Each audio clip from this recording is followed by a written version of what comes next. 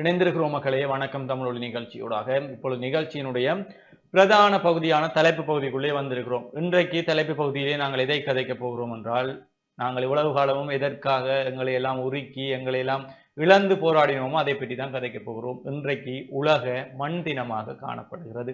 ஈழத்தமிழர்களை பொறுத்தவரை இந்த மண் என்பது எங்களுக்கு ஒரு பெரிய விடயமாக பார்க்கிறது. ஏனென்றால் இந்த மண்ணுக்காக பலரை நாங்கள் இழந்திருக்கிறோம், மண்ணுக்காக பலரை விதைத்திருக்கிறோம், மண்ணுக்காக பலர் முளைத்தும் இருக்கிறார்கள். அதே போலதான் இந்த மண்ணை அவர்களை விட அதிகமாக நேசித்தவர்கள் யாரும் இருக்கவும் முடியாது, இனி உருவாகப் போவதும் இல்லை. எனவே இந்த மண் என்பது எங்களுடைய மனதோடு பின்னி பிணைந்த ஒன்று. ஈழத்தமிழருடைய வாழ்வு என்பது இந்த மண்ணோடு தான் இருக்கிறது. அதிலும் குறிப்பாக எங்களை சொந்த மண்ணை விட்டு புலம்பெயர்ந்து போயிருக்கக்கூடியவர்களுக்கு இது பெரும் நெருடலான வாழ்க்கை முறையாக புலம்பெயர் தேசத்து வாழ்க்கை இருக்கிறது. எனவே இந்த உலக மண் தினத்திலே நாங்கள் எதை கதைக்க போகிறோம், இந்த மண் வளத்தை நாங்கள் பாதுகாக்கிறோமா இல்லையா என்பதை பற்றி தான் நாங்கள் இன்றைக்கு கதைக்கப் போகிறோம். முதலிலே நாங்கள் எங்களுடைய மண் சார்ந்த பிரச்சனைகளை பார்த்து விடுவோம். ஒரு உலகத்திலேயே மிகப்பெரிய வழி என்னவென்றால், சொந்த நாட்டை விட்டு நாங்கள் அகதிகளாக வேறொரு நாட்டுக்கு செல்வது, சொந்த மண்ணை விட்டு அகதிகளாக கையேந்தி போய் இன்னொருவரிடம் நிற்பது, சொந்த நாட்டில் வாழ முடியாமல் இன்னொரு நாட்டிலே போய் அகதி முகாம்களில் அகதி என்ற பட்ட பெயரோடு வாழ்வது. இவைதான் ஒரு மனிதனுக்கு வாழ்க்கையிலேயே வெறுப்பையும் எரிச்சலையும் ஏற்படுத்தக்கூடிய ஒரு விடயமாக இருக்கிறது. அது ஈழத்தமிழர்களுடைய வாழ்வியலிலே அன்றாடம் நடைபெற்றுக் கொண்டிருக்கிறது. அது 30 ஆண்டுகளுக்கு முதல் தான் ஆரம்பித்தாலும் இன்றைக்கு வரைக்கும் புலம்பெயர்ந்து கொண்டிருப்பது என்பது எங்களுடைய வாழ்வோடு பின்னி பிணைந்ததாக இருக்கிறது. எனவே மண்ணை விட்டு போகக்கூடியவர்களுக்கெல்லாம் இந்த மண் எவ்வளவு தேவையானது, இந்த மண்ணுடைய முக்கியத்துவம் என்னவென்பதை புலம்பெயர் தேசங்களிலே பனிகளுக்குள்ளும் வெயில்களுக்குள்ளும் வாடிக்கொண்டிருக்கக்கூடிய அவர்களை கேட்டால் கூறுவார்கள். எனவே எம்மவருக்கு இந்த மண்ணினுடைய அருமை, இந்த மண் வாசனை, மண்ணினுடைய முக்கியத்துவம் என்பது புரிகிறது இல்லை என்பதைத்தான் நாங்கள் இன்றைக்கு கூறியாக வேண்டும் என்று கூறுவோம். இன்றைக்கும் புலம்பெயர் தேசத்தில் இருப்பவர்கள் இந்த மண்ணை தரிசிக்க வேண்டும் என்பதற்காக வருடத்தில் ஒரு முறையாவது வந்துவிட்டு செல்கிறார்கள். ஆனால் இந்த மண்ணிலேயே இருக்கக்கூடிய நாங்கள் இந்த மண்ணை பாதுகாக்கிறோமா, பாதுகாக்க ஏதாவது செய்கிறோமா என்ற கேள்வியை எங்களுக்குள் நாங்களே எழுப்பிக் கொள்ள வேண்டியவர்களாக இருக்கும். எனவே இந்த உலக மண் தினத்திலே எதற்காக நாங்கள் எல்லாம் விதையாகி போனோமோ, எதற்காக இவ்வளவு காலம் போராடினோமோ, 30 ஆண்டுகளாக நாங்கள் போராடினோம், இறுதியிலே அந்த மண் கூட எஞ்சாமல் போய்கொண்டிருக்கிறது என்பதையெல்லாம் எங்களுடைய அடுத்த தலைமுறைக்கு விளங்காமல் இருக்கிறது. எனவே இந்த மண் எங்களின் சொந்த மண் என்ற எண்ணத்தை எங்கள் அடுத்த தலைமுறைகள் மத்தியில் விதைக்க வேண்டிய நாளாக இந்த உலக மண் தினத்தை பார்க்கிறோம். அதை தாண்டி இன்றைக்கு உலக மண் தினத்திலே மண்ணை அழிக்கும் பல செயற்பாடுகளிலே நாங்கள் ஈடுபட்டு கொண்டிருக்கிறோம். இயற்கையை நாங்கள் அழிக்க போனால் இயற்கையாலே நாங்கள் அழிந்து போவதுதான் வரலாற்றிலே எழுதப்படாத விதிகளாக இருக்கிறது. அதை நாங்களும் அனுபவித்துக் கொண்டிருக்கிறோம். இன்றைக்கு வெள்ளம் வழிந்தோடக்கூடிய வாய்க்கால்களை மறைத்து கட்டிடங்களை கட்டினோம். இன்றைக்கு வெள்ளங்கள் எல்லாம் கட்டிடங்களுக்குள் புகுந்து வாழ முடியாத நிலையை இயற்கை எங்களுக்கு உணர்த்தி விட்டு செல்கிறது. எனவே இயற்கையை அழிக்க எப்பொழுது நாங்கள் முற்படுகிறோமோ அப்பொழுதெல்லாம் நாங்கள் அழிந்து போகிறோம். அண்மையில் கூட இந்த வெள்ள நீரினால் அடித்து வரப்பட்ட மண்களை, அந்த ஆற்று வெள்ளத்தோடு அடித்து வரப்பட்ட மண்களை அடிபட்டு எங்களவர்கள் டிராக்டர்களில் ஏற்றி கொண்டு சென்றதையெல்லாம் நாங்கள் பார்க்கக்கூடியதாக இருந்தது. இந்த வாய்க்கால்களுக்குள் இருக்கக்கூடிய மண்களை அள்ளி ஏற்றியதை பார்க்கக்கூடியதாக இருந்தது. வாய்க்கால்களை சூழ இருக்கக்கூடிய மண்களை அகன்று வாய்க்கால்களை பெரிதாக்கி கிராமங்களுக்குள் வெள்ள நீர் செல்வதற்கான வழிவகைகளை கூட எம்மவர்கள் ஏற்படுத்தி இருக்கிறார்கள். எனவே இவர்களுக்கெல்லாம் இந்த மண் மீது பற்றி இருக்கிறதா என்றா இல்லை, ஆனால் மண் மீது பேராசை இருக்கிறது. மண்ணை இவர்கள் பெற்றுக்கொள்ள வேண்டும் என்பதற்கு இருக்கிறார்கள். மண்ணோடு பாடல் கூட இருக்கிறது, மண்ணோடு போட்டி போடுகின்ற மனிதன் இறுதியிலே மண்ணுக்குள்ளே சென்று விடுகிறான் என்பது கூட இருக்கிறது. எனவே இந்த மண்வளத்தை பாதுகாக்க வேண்டிய என்பது எங்கள் அனைவருடைய தலையாய கடமையாக இருக்கிறது. எனவே சொல்லுங்கள் கார்த்திகாயன், இந்த உலக மண் தினத்தை பற்றி என்ன நினைக்கிறீர்கள்? நிச்சயமாக இந்த உலக மண் தினம் என்பது அடிப்படையில் எதற்காக ஆரம்பிக்கப்பட்டது சொன்னால், இந்த சர்வதேச ரீதியில் மண் வளத்தை பாதுகாத்தலும் மண்ணின் தரத்தை பேணுவதும் சரியான வேளாண்மைகளை பெற்றுக்கொள்வதற்காகவும் தான் இந்த உலக மண் தினம் என்பது பல காரணங்களுக்காக, மண் சார்ந்து பல காரணங்களுக்காக இந்த மண் தினம் என்பது பிரகடனப்படுத்தப்பட்டது. இப்படி இருக்கக்குள்ள 2013ஆம் ஆண்டு தான் ஐக்கிய நாடுகள் சபையின் ஃபுட் அண்ட் அக்ரிகல்ச்சர் FAO என்று சொல்வார்கள், அந்த அமைப்பினால இந்த தினம் அங்கீகரிக்கப்படுது. தொடர்ச்சியாக 2014ஆம் ஆண்டிலிருந்து சர்வதேச ரீதியாக இந்த தினம் கொண்டாடப்பட்டு வருகிறது. அடிப்படையில் எங்களுக்குரிய ஆரோக்கியமான ஒரு வேளாண்மையை பெற்றுக்கொள்ள வேண்டும் என்று சொன்னால் நல்ல ஒரு மண் வளம் எங்களுக்கு தேவை. உண்மையில் இந்த மண் என்கின்ற பொழுது நாங்கள் பூமியை சொல்லலாம், பொறுத்தார் பூமியால் வந்த பூமியை ஒரு பொறுமையான ஒரு ஆளாகவும், நாங்க என்னதான் பாதிப்பு செய்தாலும் என்னதான் சேதம் செய்தாலுமே இந்த பொறுமையில் பூமாதேவியை போன்று இருக்க வேண்டும் என்றெல்லாம் சொல்லுவார்கள். ஆனால் பொங்கி எழுந்தால் தாங்க மாட்டோம், பொங்கி எழுந்தால் தாங்க முடியாது. அப்படித்தான் உண்மையில் நாங்கள் என்ன அநியாயங்கள் அக்கிரமங்கள் செய்தாலும் இந்த மண் திருப்பி எங்களுக்கு ஒரு தன்னிலிருந்து விளையக்கூடிய பொருட்களையும் எங்களை பாதுகாத்துக் கொள்வதற்கும் என்ன முயற்சிகளை எல்லாம் அதால் எடுக்க முடியுமோ எடுத்துக்கொண்டுதான் இருக்கின்றது. ஆனால் பதிலுக்கு நாங்கள் மனிதர்கள் தானே, நாங்கள் என்ன செய்கின்றோம்? அதற்கு அதை சேதப்படுத்தி கொண்டுதான் இருக்கின்றோம். இப்படி இருக்கின்ற பொழுது இயற்கை என்கின்ற பொழுது அதை நாங்கள் எப்படி அணுகுகின்றோமோ அப்படித்தான் அதுவும் எங்களை அணுகும் என்று சொல்லுவார்கள். நாங்கள் ஒரு நன்மையை செய்தால் திருப்பி எங்களுக்கு அது இரட்டிப்பாக நன்மையை தரும், தீமையை செய்தால் அது எங்களுக்கு இரட்டிப்பாக தீமையை தரும். இன்று நாங்கள் வெள்ள வாய்க்கால்களில் எல்லாம் கட்டடங்களை கட்டினோம், இயற்கை திருப்பி எங்களுக்கு என்ன செய்தது என்று சொன்னால் அவ்வளவு வெள்ளத்தையும் தந்தது. கட்டடங்களை வெள்ள வாய்க்கால் ஆக்கியது. கட்டடங்களுக்குள்ளும் வெள்ளங்களை அனுப்பி தன்னுடைய வேலையை சரியாக செய்திருக்கிறது. அப்ப நாங்கள் எதை இயற்கைக்கு செய்கிறோமோ அதை இரட்டிப்பாக இயற்கை எங்களுக்கு தரும் என்பதில் சரியான தெளிவு இருக்க வேண்டும். இப்படி இருக்கக்குள்ள இந்த மண் அகழ்வுகளாக இருக்கட்டும், அல்லது சரியான முறையில் மேற்கொள்ளப்படாத விவசாய நடவடிக்கைகளாக இருக்கட்டும், மண்ணுக்கு சேதம் விளைவிக்கக்கூடிய வகையில் மேற்கொள்ளப்படுகின்ற வேளாண்மை நடவடிக்கைகளாக இருக்கட்டும், அல்லது மண் வளத்தை பாதிக்கக்கூடிய வகையிலும் மண்ணின் தரத்தை பாதிக்கக்கூடிய வகையிலும் எடுக்கக்கூடிய நடவடிக்கைகளை எல்லாம் சர்வதேச ரீதியில் குறைத்துக் கொள்ள வேண்டும் என்பதற்காகத்தான் இந்த தினம் அடிப்படையில் கொண்டாடப்பட்டு வருகின்றது.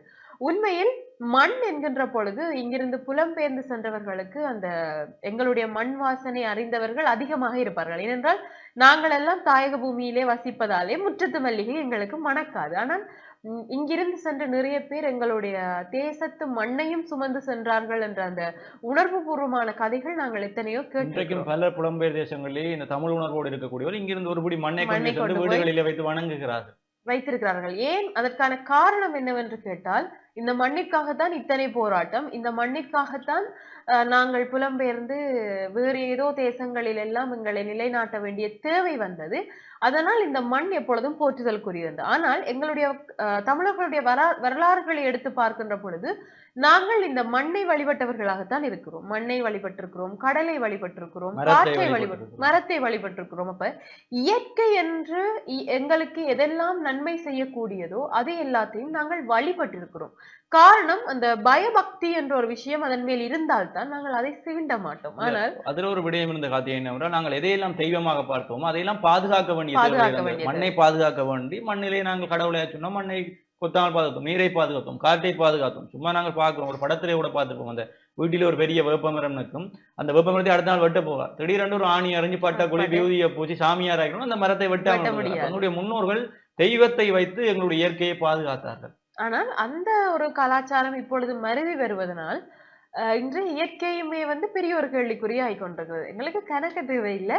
அண்மையில எங்கட நாட்டுல நடந்த அனர்த்தமே ஒரு பெரிய உதாரணம்.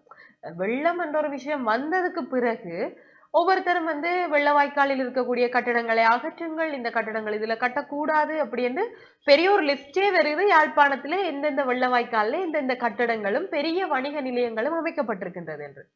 ஆனால் இது இப்பொழுது எடுக்க வேண்டிய நடவடிக்கை இல்லை. இதற்குரிய சரியான அரசாங்க அதிகாரிகள் இருக்கிறார்கள், இதுக்குரிய சரியான சட்டங்கள் இருக்கின்றது.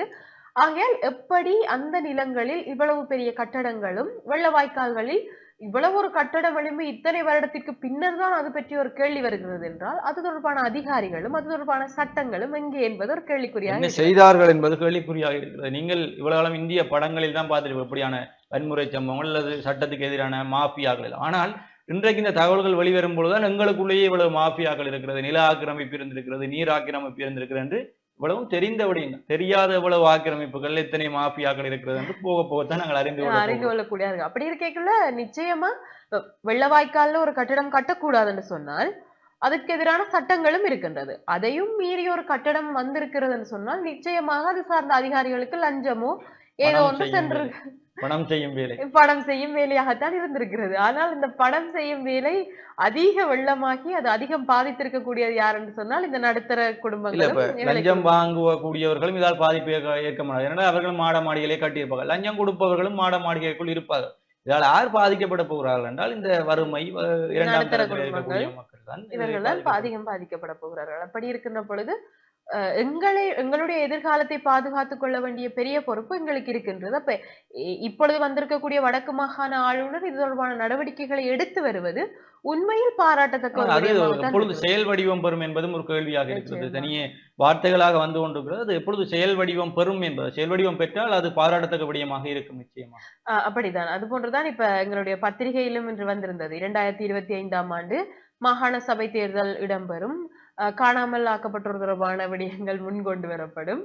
தமிழ் அரசியல் கைதிகள் வந்து வெளி வருவதற்கான வாய்ப்புகள் இருக்கின்றது என்று எல்லாமே இருக்கின்றது, கலந்தாலோசிக்கப்படுகின்றது என்று செயல் வடிவமற்ற ஒரு விடயங்களாகத்தான் இருக்கின்றது. இவையெல்லாம் நடைமுறைப்படுத்தப்பட்டால் உண்மையில் 2025ஆம் ஆண்டு தமிழர்களுக்கு ஒரு நல்ல ஆண்டாக இருக்க வேண்டும் என்று நாங்களும் நினைத்துக் கொள்கிறோம்.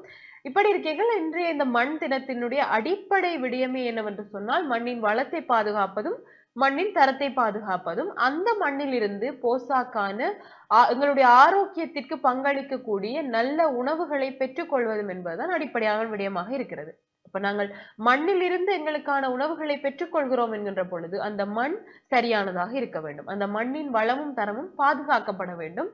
அந்த பொறுப்பு எங்கள் எல்லாருக்குமே இருக்கின்றது. அந்த பொறுப்பை நாங்களும் சரியாக செய்ய வேண்டும் என்பதுதான் இன்றைய மண் தினத்தினுடைய ஒரு அடிப்படை துணைப்பொருளாக இருக்கிறது. மற்றது எங்களுடைய இனத்தினுடைய தாரக மந்திரமே அதுவாகத்தான் இருக்கிறது. நாங்கள் எதை கூறியிருக்கிறோம் என்றால் வரலாறு எங்கள் வழிகாட்டி, இயற்கை எங்கள் நண்பன் என்று கூறியதைத்தான் நாங்கள் வேத வாக்கு ஏற்று நடந்து கொண்டிருக்கிறோம். ஆனால் அதை இன்றைக்கு கடைபிடிக்கிறோம் என்றால் நிச்சயமாக இல்லை என்றுதான் கூறணும். அதே பாடல் கூட இருக்கிறது.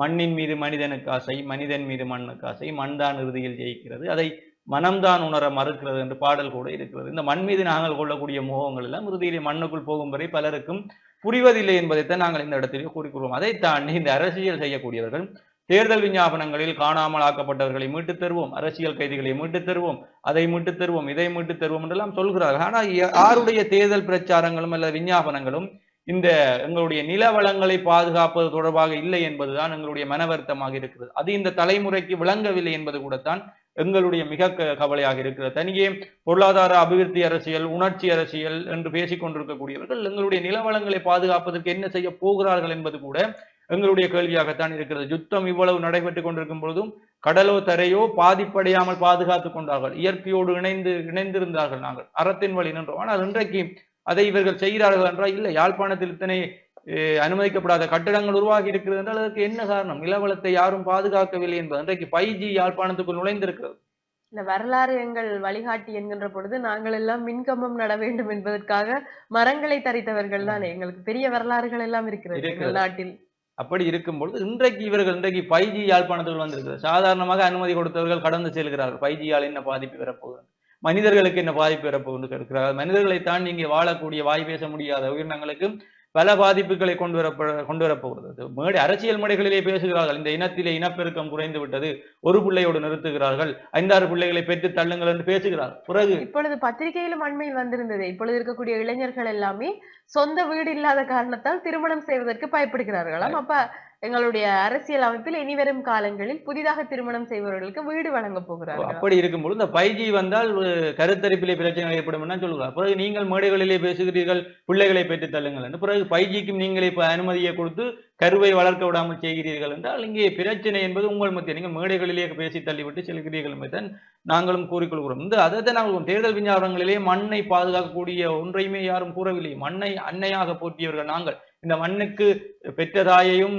வளர்த்த தமிழ் மண்ணையும் நாங்கள் யார் எதிர்த்தாலும் அவர்களை தலையோடு வெட்டி வருவோம் என்று இலக்கியங்களிலே கூறியிருக்கக்கூடியவர்கள் நாங்கள். அப்படி வரலாறு பேசி மாறுதட்டக்கூடிய நாங்கள் இன்றைக்கு இந்த மண்ணுக்காக என்ன செய்கிறோம் என்ற கேள்வியை எங்களுக்குள்ள எழுப்பி பார்க்க வேண்டும். விஞ்ஞாபனங்களிலே தனியே உணர்ச்சி அரசியல் பேசக்கூடியவர். யாழ்ப்பாணத்தில் 1000க்கும் மேற்பட்ட குளங்கள் இருக்கிறது, இன்றைக்கு அவைகள் காணாமல் போயிருக்கிறது என்றால் குளத்தை கூட நீங்கள் விட்டு தின்று விட்டிருக்கிறீர்கள் என்றால் எப்படிப்பட்ட மனிதர்களாக வெள்ளம் வந்ததுக்கு பிறகுதான் தெரியுது குளம் இருக்கு. வெள்ளம் வந்தவரை எல்லா இடமையும் குளமா தெரிகிறது போல குளம். யாழ்ப்பாணத்தில் 1000க்கும் மேற்பட்ட குளங்கள் இருந்திருக்கிறது. இன்னைக்கு அவ்வளவு பல குளங்கள் இல்லாம போயிருக்கு என்றால் குளத்துக்கு மேல நாங்களும் குளத்துக்கு மேல நிற்கிறோமோ தெரியல, குளத்துக்கு மேலதான் பலர் இருந்திருக்கிறார்கள். குளங்கள் எல்லாம் சூறையாடப்பட்டிருக்கிறது. அதுக்கு எங்களுடைய மாநகர சபை என்ன செய்திருக்கிறது, நிலவளம் சார்ந்த அதிகாரிகள் என்ன செய்திருக்கிறார்கள் என்ற கேள்வி கூட எங்கள் மத்தியிலே எழுகிறது. அப்ப இந்த அரசியல்வாதிகள் ஏன் இந்த தேர்தல் விஞ்ஞாபனங்களிலே நிலவளத்தை பாதுகாக்க வேண்டியதை கூறுகிறார்கள் என்பது கேள்வி. இன்றைக்கு தமிழ்நாட்டிலே உலகளவும் இருக்கக்கூடிய தமிழ்நாட்டு குடும்ப அரசியல் முறைகளிலே இதைத்தான் அவர்கள் கூறினார்கள். இந்த இயற்கையை ஒதுக்கி வைத்துவிட்டு மாற்று அரசியல்களை பேசி நிலவளங்களை சுரண்டி சூறையாடி கொண்டார்கள். இன்றைக்கு புதிதாக உருவாகக்கூடிய கட்சிகள், இயற்கையோடு இணைந்து செல்லக்கூடிய கட்சிகள் எல்லாம் நிலவளத்துக்கான பிரச்சாரங்களை செய்கிறார்கள், சூறையாடப்பட்டவற்றை வெளிக்கொண்டுகிறார்கள். அது எப்பொழுது எங்கள் மண்களிலே சாத்தியமாக போகிறது என்பது எங்களுடைய கேள்வி. அதை தாண்டி வடபுலத்திலே வவுனியாருக்கு அங்காலே பச்சை கம்பளம் விரித்தால் போல் பச்சை பசேல் என்று இருக்கும். ஆனால் இங்கே இருக்கக்கூடியவர்கள், இங்கே இருக்கக்கூடிய இடத்திலே அப்படி இல்லை. இங்கே யாழை இசைத்து பாலை பரிசு பெற்றார்கள் பாணர்கள். அதனால் யாழ்ப்பாணம் பாலைவனமாக இருந்ததை உயர்ந்த தோள்கள் கொண்டு இந்த மண்ணில் இருந்தவர்கள் இதை பாலைவனமாக இருந்த இந்த இடத்தை சோலையாக மாற்றினார்கள் என்று கூட இருக்கிறது. அப்படி பாலைவனமாக தரிசு நிலமாக இருந்த இடத்திலே பயிர் வளர்த்திருக்கக்கூடிய எங்களுடைய பாட்டனும் முப்பாட்டனும் எவ்வளவு எல்லாம் தங்களை வளர்த்தி இருப்பார்கள். இன்றைக்கு சாதாரணமாக அவற்றையெல்லாம் அழித்து விட்டு நிலவளம் பற்றிய சிந்தனை இல்லாமல் இருக்கிறீர்கள் என்றால் மண் மீது, இந்த இளைஞர்கள் மீது மண்ணை எவ்வாறு காதலிக்கிறார்கள் என்ற கேள்வி கூட எங்களுக்குள் இருந்து கொண்டு அதைத்தான் நாங்கள் கூறினோம். இந்த மண்ணை காதலிப்பதற்கு இப்பொழுது யாரும் இல்லை, காதலித்தவர்களும் இப்போது இல்லை, இனி வரப்போவர்களும் இந்த மண்ணை அந்த அளவிற்கு காதலிக்க போவதில்லை. எனவே இந்த மண் மீது காதலித்தவர்கள் எல்லாம் காதலாகி கசிந்து கண்ணீர் மல்கி போனார்கள். எல்லா காதல்களும் போல் அந்த காதல்களும் அவ்வாறு முடிந்து விட்டது. எனவே இந்த மண்ணின் மீது எங்களுடைய பிள்ளைகளுக்கு எவ்வாறு ஒரு பற்றை ஏற்படுத்த போகிறோம் என்பது அதை பெற்றோர்கள் கூட செய்கிறார்களே.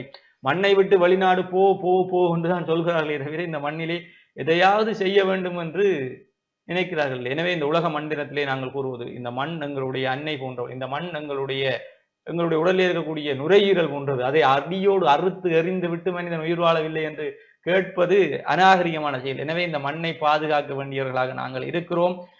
அடுத்த முறையாவது அரசியல் உள்ளூராட்சி தேர்தல் போது உங்களுடைய தேர்தல் விஞ்ஞாபனங்களிலே இந்த காணாமல் போன குளங்களை கண்டுபிடித்து தருவோம், புனரமைத்து காணாமல் ஆக்கப்பட்டவருக்கு பதிலாக காணாமல் பட்ட குளங்களை புனரமைத்து தருவோம், மண்ணை மீட்டு இந்த மண்ணை பாதுகாப்போம். அப்படியான செயல் இந்த காக்கதீவு வழிகளில் எல்லாம் மண் அழிந்து கொண்டு செல்கிறது, அதை பாதுகாப்போம் என்று தேர்தல் விஞ்ஞாபனங்களை கூறி அந்த விளக்கத்தை மக்களுக்கும் இளைஞர்களுக்கும் கொடுங்கள், தானாக வாக்கு வங்கி அதிகரிக்கும் என்று கூறிக்கொண்டு உலக மண் தினத்திலே மண்ணுக்காக போராடிய நாங்கள் இன்னும் மண்ணை காதலிக்க வேண்டும் என்று கூறிக்கொண்டு எல்லாருமே காதலிப்போம் மண்ணை என்று கூறிக்கொண்டு நாங்களும் உங்களிடமிருந்து விடைபெற்று செல்லப் போகிறோம். மற்றும் ஒரு நிகழ்ச்சியில் உங்களை சந்திக்கும் வரை உங்களிடமிருந்து விடைபெற்று செல்லும் நான் என்றும் உங்கள் அன்பின் கரிகரன் மற்றும் ஹாத்தியானி ராஜேஷ் கண்ணா. நன்றி நேயர்களே.